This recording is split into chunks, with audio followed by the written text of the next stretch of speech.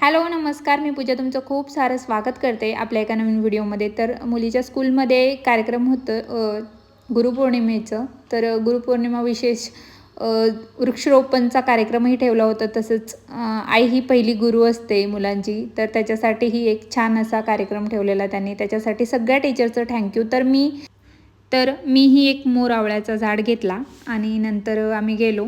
तर इथं छान असा कार्यक्रम ठेवलेला। म्हणतात की आई ही मुलांची पहिली गुरु असते आणि तिथं जिथे सगळे गुन्हे माफ होतात ती एक आई असते। तर मुलांना हे सगळ्या गोष्टी कळाव्या, आईबद्दल थोडंसं म्हणतात ना, मनात एक वेगळा भाव निर्माण व्हावा आणि आईबद्दल आदर व्हावं, याच्यासाठी आईचं म्हणजे एक म्हणतात की पाय धुवायला वगैरे लावतात वगैरे। पण इथं मुलांना तेवढंच शक्य होत नाही, कारण मुलं खूप लहान आहे। त्यांच्या हातून म्हणजे एवढं पाऊस होतं बाहेर आणि ते व्यवस्थित सगळे ओले झाले असते, त्याच्यामुळे फक्त त्यांना पूजा करायला लावली आणि ओवाळायला लावलं आईला आणि नमस्कार करायला लावलं। तर ह्या सगळ्या गोष्टी मुलांना करणं खूप गरजेचं आहे, कारण मुलांचं कसं होतं, आजकाल मुलं म्हणजे खूप मॉडेल आहे। आजकालची मुलं सगळं एक्स्ट्रा शिकायला बघतात, पण ज्या गोष्टी त्यांनी शिकल्या पाहिजे त्या ते शिकत नाही। तर आपण आपली संस्कृती कुठेतरी जपली पाहिजे। म्हणतात की जिजाऊ नसती तर शिवबा घडला नसता। तर त्याच्यासाठीच मुलांना म्हणजे आयांनीही थोडंसं मुलांसाठी हे केलं पाहिजे की आपण मुलांना थोडंसं आपल्या संस्कृती जपली पाहिजे मुलांनी, असं त्यांना वागणूक दिली पाहिजे। हां, एक्स्ट्रा आपण सगळ्या गोष्टी त्यांना शिकवल्या पाहिजे। आजकालच्या ज्या शिकण्या गरजेच्या आहेत त्याही गोष्टी आपण त्यांना शिकवल्या पाहिजे।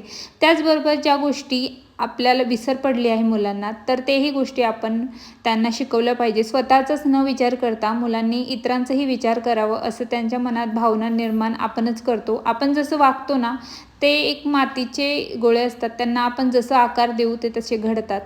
पण शेवटी ज्याचं त्याचं नशीब असतं, पण जेवढं चांगले त्यांना सवय लावायची असते हे तर आपण प्रत्येक आई करत असते।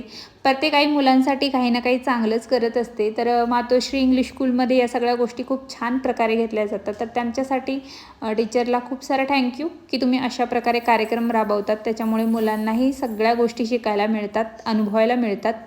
तर अशा प्रकारे कार्यक्रम झालं आणि पुढे वृक्षारोपणचं जो कार्यक्रम आहे तोही पार पडला चांगल्या प्रकारे। पाऊस तर खूप चालू होता, तरी काही पालक आले, काही नाही आले। पण जे नाही आले त्यांना मी एकच सांगेल की प्लीज येत जावं, कारण कसं होतं ना, आपण थोडंसं टाईम काढून मुलांसाठी ह्या सगळ्या गोष्टी त्यांच्यासोबत केल्या ना, तर मुलांनाही थोडासा उत्साह येतो।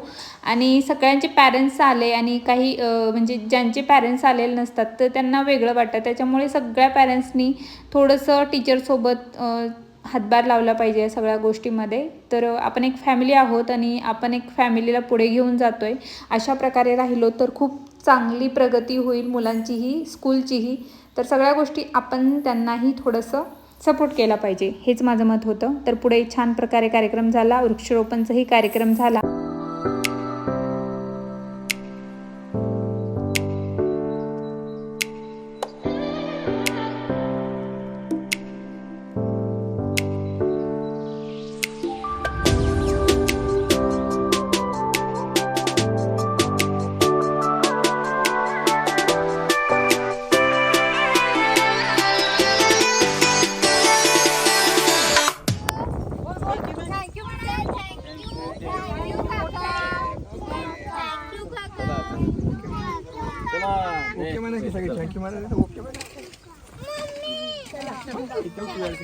तर झाडं वगैरे लावून झाली आणि आम्ही घरी आलो। आणि झाडं लावणं का गरजेचं आहे, कारण निसर्गाचं देणं लागतं आणि निसर्गासाठी आपण थोडंसं काही फुलाची पाकळी थोडंसं काही केलं पाहिजे, म्हणून आम्ही करण्याचा प्रयत्न केला। तर आजचा व्हिडिओ तुम्हाला कसा वाटला नक्की मला कमेंट बॉक्समध्ये कळवा। भेटूया आपण एका नवीन व्हिडिओसोबत, तोपर्यंत धन्यवाद।